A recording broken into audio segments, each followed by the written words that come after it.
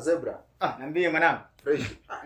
Sema bwana, kuna kitu unanichanganya kinoma yani. Lete msela, tunasolve hiyo kitu. Hiki kitu unakuta mzee kizuri yani, kinapendeza kabisa yani.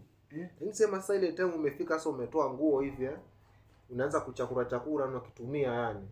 Inatoa harufu inanuka alafu kuta sasa kuna watu, kuna mwamba wanakitumia hadi mara 3 mara 6 kwa siku bwana. Si umenikumbusha mwanangu. Si ule mtoto alikuja ghetto juzi. Jona. Nikafanya nini? Nikavua.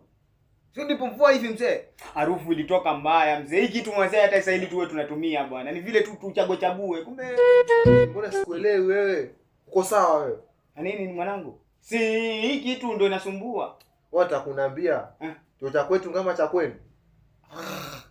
Sasa ilikuwa ni mambo ya mademu ama ilikuwa ni choo? Mimi nakueleza choo hapo unaita mademu. Wewe vipi wewe? Kumbe choo. Si ndio? Si ungesema basi kama ilikuwa ni choo. Wewe akili yako mbovu wewe.